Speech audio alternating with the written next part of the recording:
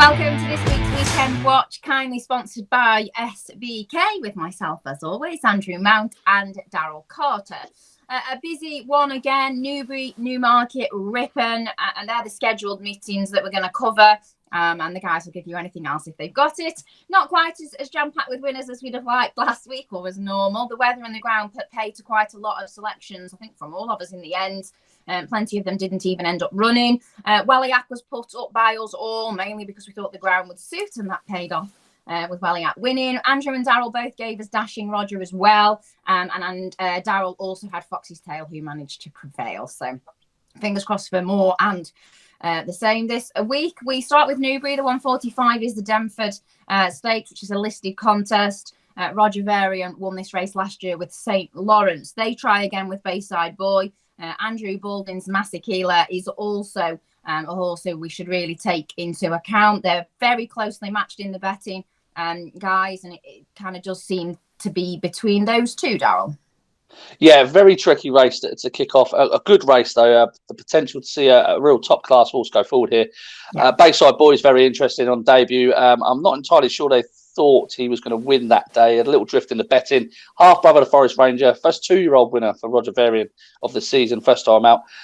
Quicker than the race. The next race on the card, won by Reach for the Moon. Now, that form ties in quite nicely with Massacala of Andrew Baldwin's at the top of the market on the Cheshire run. But Massacala, first run on quick ground, was a second by a short head in the Superlative Stakes Group 2. That sets the form standard, no doubt about it. Bayside Boy, visually very impressive. Ran with his head quite high in the closing stages. Really didn't know his job on debut. I think with racing, he's going to be a potentially smart horse. If he can put his head down and learn how to race, I think he could be quite smart. Seattle King's interesting. Picked up a race that a few good types have won in the past. Looks of Here Comes When, positive. A bit like Bayside Boy, he was very green early on and then stuck on in the closing stages. Lots of stamina in his pedigree. Half brother to Tribal Craft. He might not be quick enough for this. So I did think it was between the top two. Just quick mention for Rob John, for Richard Hannon. This horse has been crying out for a step up and trip, I think. 7 furlongs should suit him. First time today. He wasn't given the best of runs at Goodwood last time. He stuck on really nicely to suggest 7 furlongs would suit him. He's not without a shout.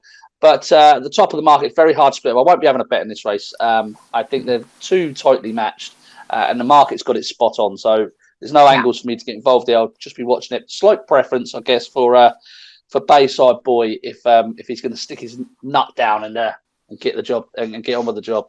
Yeah, obviously just a small field as well, so one with 2 places on offer.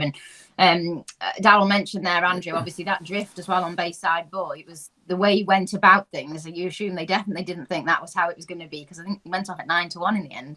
Yeah, that's right. And he's a New Bay, and New Bay is a sire who doesn't get many winners on their racecourse debuts. They've got a really high strike rate second time out, though. And of the 4 New Bays who did win first time out, 2 of them followed up, the last 2 as well. You mentioned Roger Varian winning this race last year. He also won it in 2014, so he's 2 from 2 in this race since he's been training. And I really like Bayside Boy here. I mean, Newbury, generally speaking, favours horses who are up with the pace on the straight track.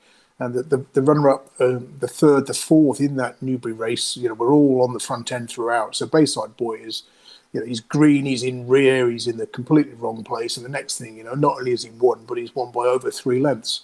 So I thought he should probably be favourite, despite the fact that the Andrew Baldwin runner has got that group form from Newmarket. So I think he's a very exciting prospect. It might just be worth mentioning there's not a load of pace on in this race, and he was quite keen, wasn't he, on debut, and they tried to cover him up quite a bit. That could just be something to keep an eye out for. I mean, when you're talking about 2-year-olds who've had 1 or 2 lifetime starts, it's dangerous to talk about sort of pace maps and where the pace is going to come from, because generally speaking, that how he raced on his debut was probably by accident rather than by design. They'd probably have loved him to break out the stall smartly and make all the running, but it just didn't happen because of inexperience. So I'm expecting him to obviously know a lot more and probably be ridden more prominently this time. But nothing to write home about the price of 13-8, but still probably a little bigger than he should be, I think. Yeah, and as you say, I suppose whether can't make too much of a plan on 2-year-olds, because if they don't jump well enough, you can't make the running. So and obviously a small field as well. So we'll see how that pans out. But yeah, both siding there with Bayside Boy, more or less, but very difficult. Onto the 220 at Newbury we go. Jeffrey Freer Stakes Group 3 event. Is last year's winner of this another year older and another year wiser. Hukum very clear on ratings in this race by some way. Andrew, will it be that simple? Yes. Hukum. I'm glad you said Hukum because I was going to call him Hukum. Hukum. I know. Well, I'm never rhyming with. Oh no, don't do that. And yeah, horse I'm a big fan of. Went well in the first time tongue tie last time out at York, winning that Group 3. He's had excuses generally when he's been beaten, and the ground should be absolutely fine for him. He seems to go on most things. So winning on good last time, winning on soft previously. So yeah, it's not a particularly exciting selection, but I was with Hukum. And Golden Pass was the one that I thought was the danger, and I think he's probably second favourite, isn't he? Around about 6-1, and given the excellent form of the Hugo Palmer yard at the moment, I thought all his horses were worth a second look this weekend, and maybe that one each way or that one in the forecast to finish second to Hukum if you want a bet in the race. But he's probably unlucky not to be arriving here on a hat trick, having finished second by a head at Pontefract a couple of runs ago. And, again, he's going the right way. Perhaps lacks a bit of the class of Hukum, but those were the two that I was looking at. Okay. Daryl? Yeah, he should be an absolute good thing here. But this race has got a habit of throwing up a surprise. I remember when Romsdale was beaten in this race by Agent Murphy. Romsdale just finished 3 lengths off postponed a few years ago. Look, Hukum is miles clear for me. He's very difficult to oppose, but I'm just going to go with my gut here. 3-year-old's got a fantastic record in this race. If they're not winning, they're always in the first 2. There's 8 runners, 3 places on offer. I think Recovery Run, who caught the eye big time at Goodwood last time behind Nagano. Other than Nagano, was the only one to come from off the pace to make a challenge, and he was sticking on at the finish. I think he's got a bit more to come, and I think back on a slightly better surface. I don't think he'll want it too quick, but I think he's got to be in with a shout. He's got to be there or thereabouts, being the only 3-year-old in the race. He receives £10 weight for age allowance. That puts him on a mark of 108, and then he receives a further £3 because Hukum saddles a penalty. That puts him on 111. That gives him £3 of improvement to farm with Hukum. Providing Hukum runs up to a mark of 114. But that puts him miles clear than everything else in the field. He's a double-figure price. I think he's going to be definitely in the frame. Yeah, I think he's definitely going to be in the frame. The other one I was looking at was our friend Rodrigo Diaz, who we haven't got to the bottom of yet. Now, I know he's got plenty to find on ratings here, and he may well want 2 miles, but he's ended up in the E-Ball next week. And he's going to need to win this or go very, very close to get a hike in the ratings to get into that race. Yeah. So I suspect David Simcock and Adam Kirby will be doing everything they can to try and win this. I can see him running into a place, staying on strongly at the finish. He might just be outpaced. Look, Hukum is the class act. We all know that. But my gut says this has got an upset written all over it. Because, in my opinion, Hukum should be much shorter than a shade of odds on. I've just got a gut feel. These races are never that straightforward, are they? I'm going to go for Recovery Run to at least run into a place at a double figure price. No races are ever that straightforward. Well, you'll be glad to hear that I do always like Rodrigo Diaz, as you know. And then I had a look at Without a Fight, Sleeping Lion. They're all course horses. So I just shut the book and thought, you know what? I don't have to pick one in all of the races. So I'm not going to bother. So I managed to get out of it completely because I do like Hukum, but we all know that nobody's going to be rushing to put all their money on at that kind of price anyway. So made things easy and sat out because I'm allowed to. Anyway, on to the next 255 Newbury. Just the small field for this Class 3 handicap. How good do we think this favourite is? Swept everything aside at Donny. First run after a wind operation I thought was very interesting. And Daryl, have we got another horse at a short price that should be able to make things easy? I think so. I mean, you go back to his run here at Newbury. He's behind Udalali, who's now rated over 100. Mithras is rated 88. The fifth, Aryan Powers, rated, I think, 101. Yeah. Everything points to he should be a 100 horse. He's done nothing but improve with each start. I mean, that was really impressive at Doncaster on seasonal return after a long layoff to record an RPR of 103. It's not many handicap debutants that record an RPR £9 higher than their current rating. I think he's the one to be on. The second start after a wind up. Clive Cox won this race last year with River Nymph. Yeah, there's not many negatives. I wouldn't want to be taking him on. He's the most likely winner for me. The other one, I thought Magical Wish had a fair chance. He tends to go well at this time of year. Yeah, he's 12 pounds better off with Diocles of Rome, who's obviously bigger in the betting. But he's a nice horse. Magical Wish, he does what he wants. He tried to bite the runner out, didn't he? Good last time. But it was only inside the last 50 yards he decided to stick his head down and just decide, okay, I'm going to go and win this now. He's a horse that saves a little bit for himself, I think. So he could have plenty more to come. Giles, interesting, but I think he's a travelly thing. I think he just travels through races and finds absolutely nothing off the bridle. Even his Wolverhampton win, he almost pulled himself up at front. So I'd be scared to back him. But yeah, I'm going to stick with the Clive Cox horse. I think open to further improvement. No negatives. Second start to wind up. There's plenty to like. Course and distance form. Yeah, I can't knock him really. Yeah. Did you see? I'm just trying to get it up before I say it, but the horse yesterday. This is on Friday, by the way. At Lingfield at Danny Tudhope Road, and it literally come there on the bridle, and then when it got to the other horse, Oslo, yeah, he literally looked like the worst ride in the entire world. But it was one of them where that's exactly how he probably should have ridden it. Got to the girth of Menai Bridge, and it went again. I was like, oh my god. Yeah, Oslo's got previous for doing that, and so which is why he rode him the way he did. But if you didn't know Oslo had previous, you'd have been throwing tomatoes at Danny Tudhope. I don't think the commentator knew him very well either, because he basically said, Oslo looks like he's just joined in. They're like, no, mate, that's Oslo. Yeah, he still won't win. Oh, yeah, it was hot. It was not nice watching, I have to say. They're the worst ones, those. Andrew, the race? Yeah, I mean, Aratus is a system qualifier for me based on Clive Cox 3-year-old handicappers in sort of better handicaps, but staring at the price of 9-4, having seen him at 6-1 when the betting first opened on this, you're kind of thinking, well, do you want to be putting him up at that price? And he did pull quite hard. I know he won very easily last time, but he did take a bit of a tug.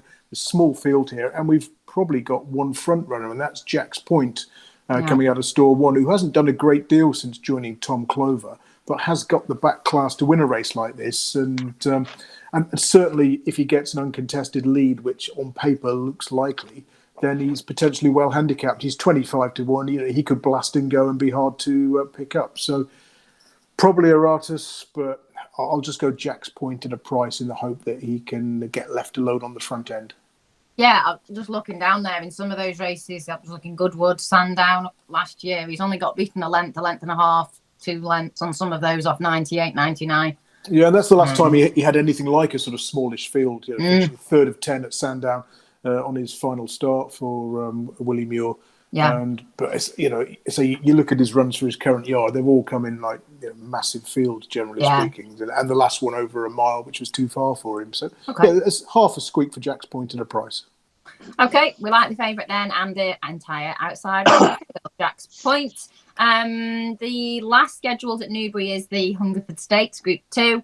The last 12 winners of this have all been drawn in stall 6 or lower. So that actually rules out quite a lot of the first few in the betting if we're to take that on trust. I'm not going to, though. I thought that Sacred was really interesting. Ease in grade, back down in trip. Didn't think saw out the trip in the 1,000 guineas and still wasn't beaten very far. She's also won on both of her first runs of the season. So on her debut run, she won, and she also won on her first run back. So I'm not worried about the break either. I think, if anything, her being freshened up is her positive. So I'm siding with Sacred. Daryl, would you like to tell me the reasons to not go with Sacred?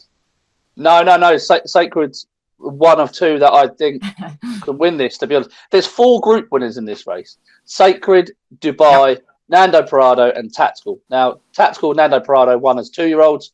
Sacred won, I would say, what was a weak fillies race, really. Dubai is the most decorated horse in this race. I cannot believe Dubai is 14-1 in it.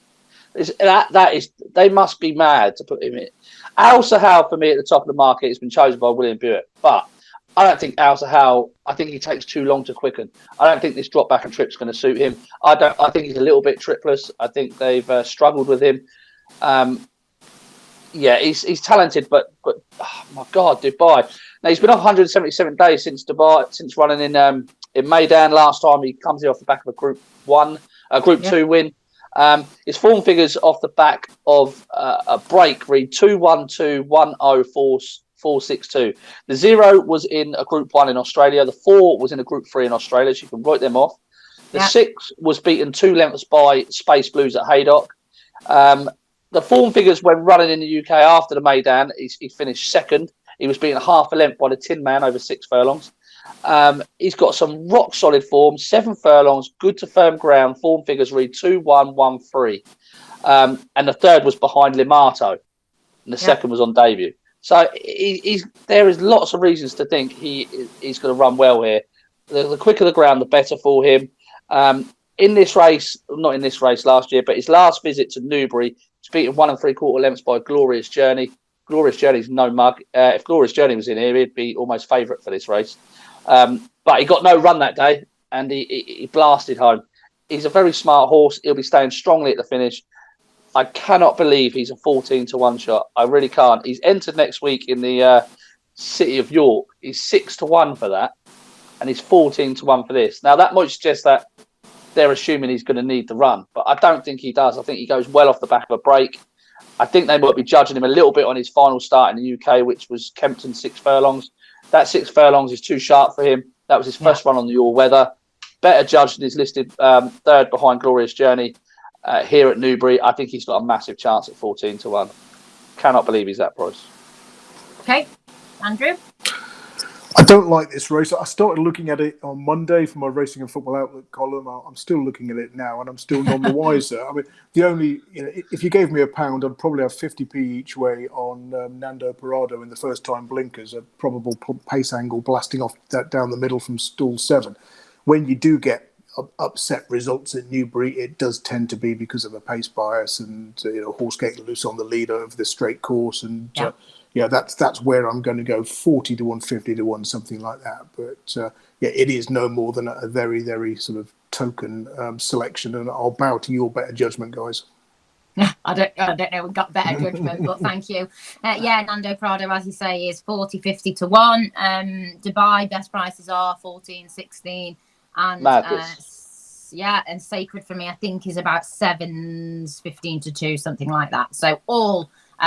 Lots of value in that race. Anything else for either of you at Newbury? Races that we've not covered? No, not for me. No, not for me either. Thank you, Leonna. Okay, perfect. On to Newmarket we go then. Fillies race over at 1-6, and my nap of the day goes in here. Or can we guess it? If you want. Quineldoor. Eileendover, best horse name ever. Stepping up in trip, we've seen her to very good effect in bumpers, haven't we? I thought ran really well on the flat so far to me in listed contests over shorter. This is a much easier race. Distance is perfect, I think. And the other two that are quite close or above, I'll just check before I say it, in the betting, I think both want more cut in the ground. So nap of the day goes in here for me, Eileendover. Daryl, want to start? Yeah, I think she's got a great chance. I just worry about that handicap mark of 92. I just don't know where she's earned that, to be honest with you.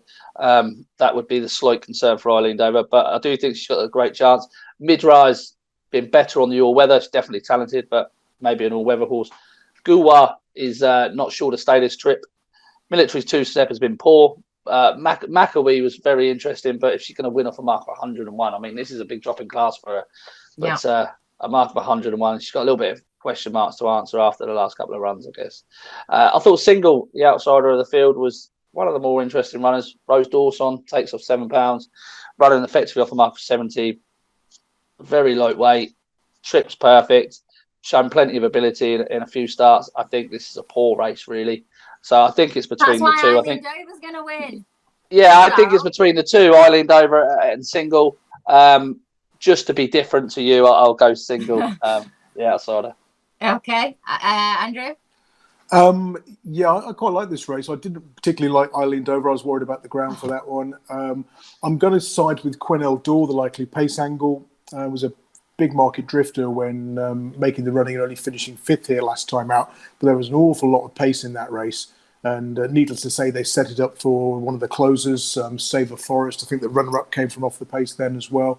So that was listed company. Coming back to a handicap's going to suit her. And she's by Golden Horn, a sire whose 3-year-old progeny tend to get going from August onwards. You'd have made a good profit back in them all under that system last year. A couple of winners already so far this month for the current 3-year-old crop.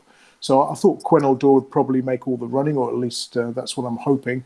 And the other one I liked was Single. I'm looking at the prices as well. This is a bigger price than Eileendover. I'm going to have to back this one. Ran at Ascot last time out in a very odd race, which it looked like they'd gone quite hard up front, but the pace held up. It was the race won by Speedo Boy.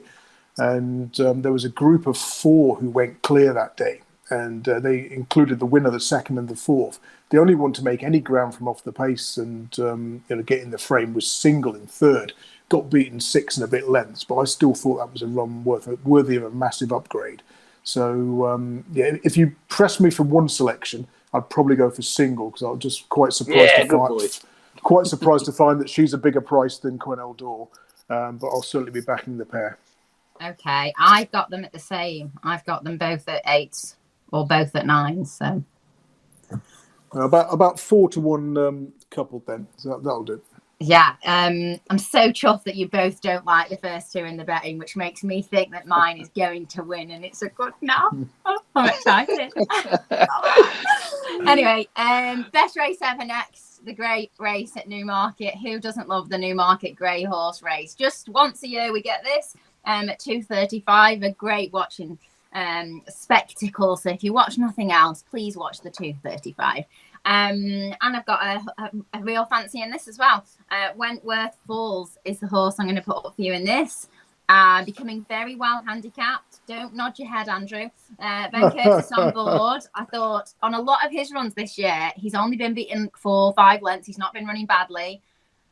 Not going to say I think he's had a couple of quieter runs, because I don't know if I'm even allowed to say it, but I just did.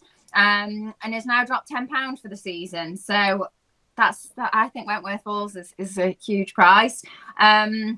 17 of the last 18 winners of this race didn't win on their last start. The first 3 in the betting at the moment all won on their last start. So, and Jed O'Keefe, did I read somewhere this morning that he's got a 50% strike rate at Newmarket? Is that right? I'll check that while Daryl's. You find out while Daryl goes given first. His spiel. If it is, that's great. Go on, Daryl. Surprised. I'm not a massive fan of it. I'm not a massive fan of this race, Leonna, but you did sell it to me quite well then with your excitement. Come on. It's not the Greys race. It's more of just this race in particular. I just think so many of these are so unreliable. They're so unreliable. You just don't know what you're going to get. I actually did come down on Wentworth Falls as well. The reapplication of the cheap pieces I thought was a good sign. I thought he was the best handicapped horse in the race, or thereabouts. Yes, he is. His last visit to Newmarket, he ran behind, albeit it was June last year. He ran behind Highland Dress in a good Class 3 0-95 race, where I thought he was quite eye catching. So yeah, he's never been beaten far here at Newmarket. I thought the drop. Well, not drop compared to his last run at Newmarket, the drop in class into a Class 4 would suit him. The reapplication of cheap pieces were interesting. I thought he was the most interesting runner for me.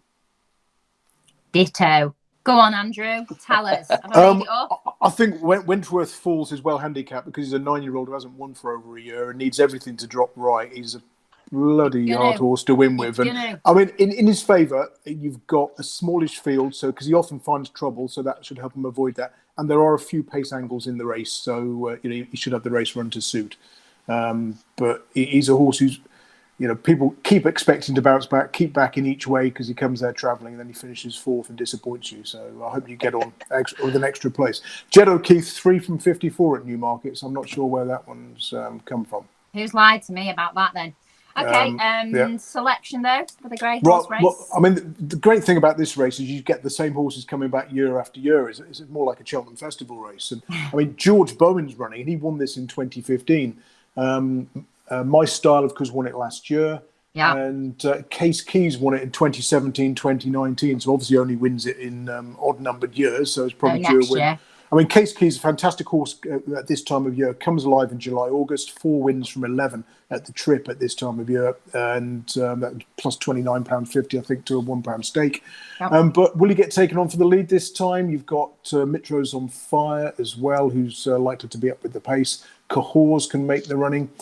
So there was I was going to look at some other ones. Devil's Angel, I was quite taken with his course and distance win last time out when he came from off the pace. And the runner-up Frank That Form. The 9th has won since. I think the horse in 5th came out and ran a close second next time. So Devil's Angel on the short list.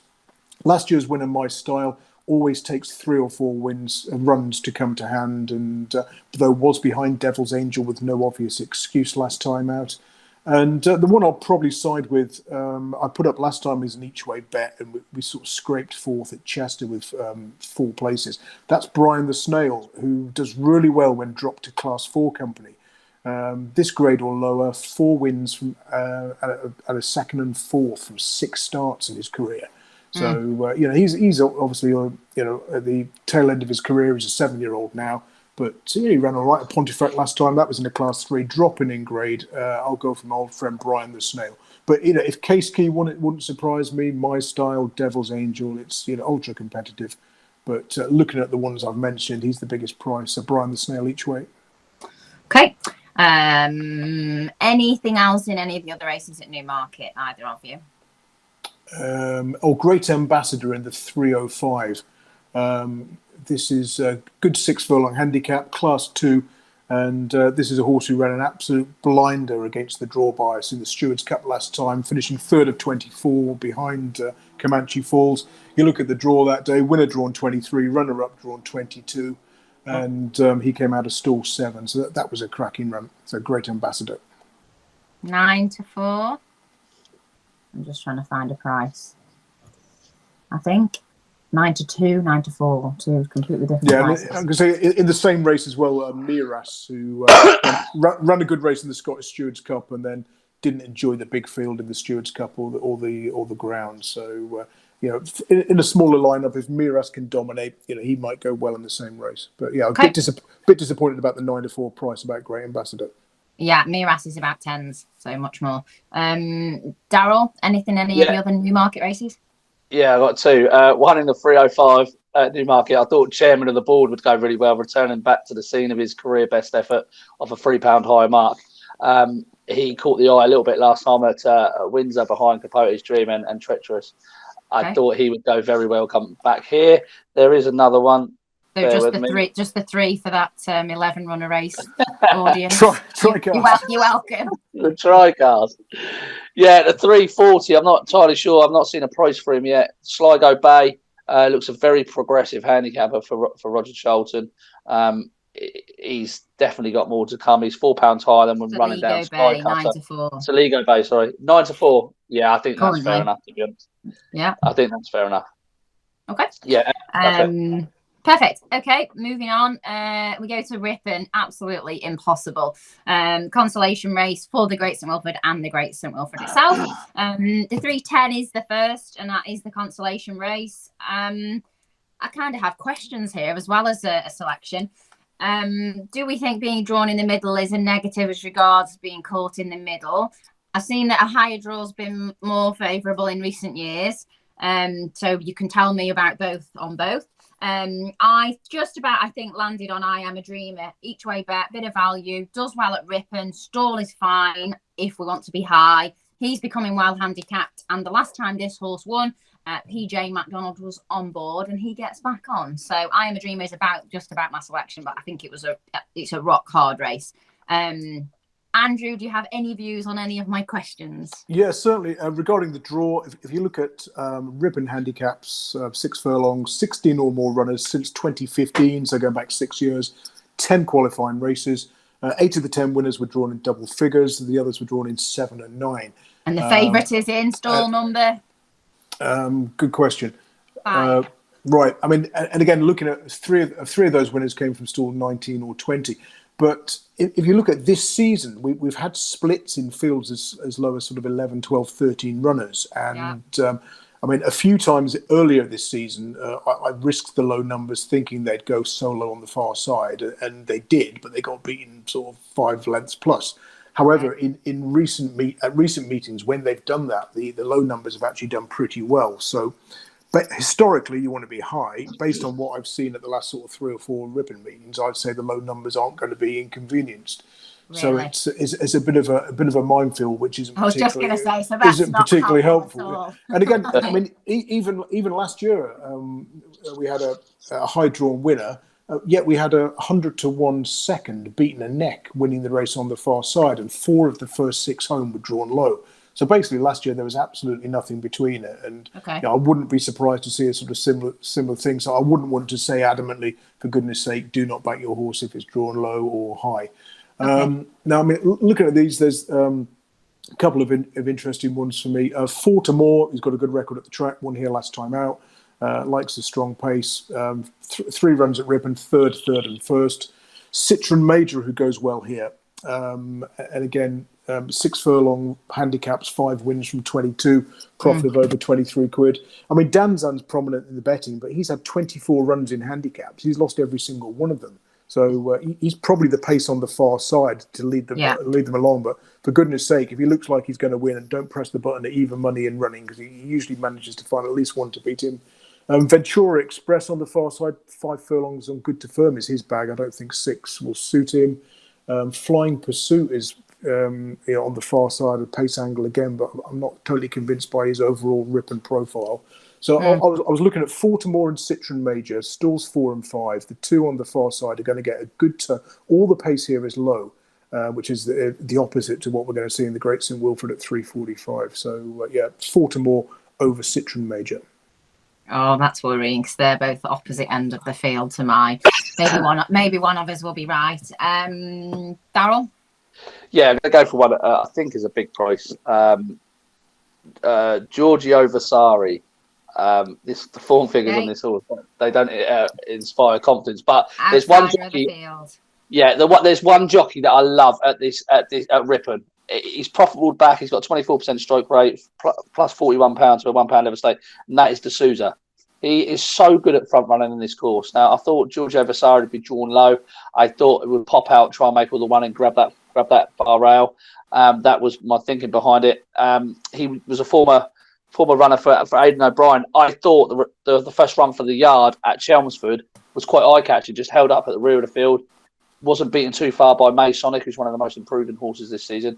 I don't think a bend really suits. I thought straight track would definitely suit this horse. But he finished with plenty of running left, and it was just nice to... that was his best performance since running a Group 3 at Dundalk when beating 5 lengths by Urban Beat. He's £10 below his top rating for Aidan O'Brien. This horse was good enough to run in Group 3 company, etc. Both of his wins have come when making the running. So when he was held up at Chelmsford last time, it didn't really bother me too much. I think he's going to pop out. That's why they put D'Souza to try and make the run in here. I think you want to be a prominent racer at Ripon. I think it's very hard to come from off the pace. I think you want to try and be high or low, grab a rail, if you like. I thought he was a big price. I thought he could be well handicapped, so I was going to take a chance. In what is a wide open race, I thought there was nothing wrong in taking a chance on him. I thought there was enough of a case for the 33 to 1 or whatever the price he's going to be. Oh, very good. Come on, why are you going quiet on that? None of you like that. I was just looking for the price to load. He is 33 to 1. I was looking at some stats. Sylvester D'Souza riding at Ripon, regardless of the trip, since 2012. 32% strike rate, 43 winners from 133. Massive profit at SP, £46.65. So after all Sylvester's rides. And I thought it was interesting that Derek had gone. This horse has won both his races by making all of the running, and they've gone to one of the specialist front runners in Sylvester D'Souza to get on board. And he gets the first time visor. I should have mentioned that he won last year for Aiden in a first time headgear and first time blinkers, and they put a first time visor on him today. So I thought there was lots of positives about a big price runner here. Derek Shaw, trying to land a touch. Right, so yeah, hard. The actual William Hill Great St Wilfrid itself comes up at 3:45. Now, we had a question on social media about this race for Andrew, because we like Mr. Wagyu, don't we, Andrew? But we only put him up at certain times of year, and August isn't one of them. Yeah, that's right. I've always maintained he kind of comes to life in June, July. He's had 26 runs in those 2 months, 13 wins, profit of about 55 quid to a pound. In other months, he's 0 from 27. He's had 7 runs in August. He's lost them all. One of those came in early August when he finished third at Newmarket. He was the 6-4 favourite. So, you've got a system. You've got to have a cut-off point. And Mr. Wagyu, although I love him, he's gone beyond my cut-off point. He's probably not going to be able to get a soft lead. He's drawn an 11. I assume he's going to come stand side, although depending what happens in the consolation race, he could always go to the far side. Who knows? But there's stacks of pace in this race, and I didn't think he was one I was going to bet this weekend. So best of luck to Connections, but not for me. Okay, what is for you? Because it's a ridiculously difficult race, of course, and again, draw matters and depends what side you want to go on. It's right, you just back the favourite. I mean, we've had 5 winning favourites in the last 10 years: 4-1, 9-2 twice, 5-1, and 7-1. You make a good profit, but current favourites are Mr. Wagyu and Staxton. So. No, I mean, again, we've got loads of pace amongst the high numbers. We've got a bait in stall 14. We've got the blinkered first time, just another bottle in stall 19. Gale Force Mayor in stall 18. All her wins have come in single figure field, so that could be a problem. Intrinsic's interesting, being drawn 20 in a hold-up horse. I mean, Intrinsic's never won above Class 4 level, but did place behind Fortamour in a Class 3 course and distance contest last time. Yeah. And I think Intrinsic Bond could get pulled into it and place on the near side. Again, you've also got Soul Seeker, stall 16, yet more pace on it. So I was looking. I mean, Music Society ran a really good race in the Stewards Cup Consolation against the bias. Generally runs his race, but has to be referred to as the luckless Music Society because he keeps finishing second. Staxton didn't seem suited by Goodwood, but has got a great Ripon record. He's won on his last 3 visits to this track, so I'll give Staxton a good chance. And Lampang as well, another Timmy's to be won. If it was heavy, I'd be on Boardman, a horse Daryl and I have both tipped up earlier on this year at Chester, but I think the ground's too quick. And Illusionist wouldn't be without a chance as well.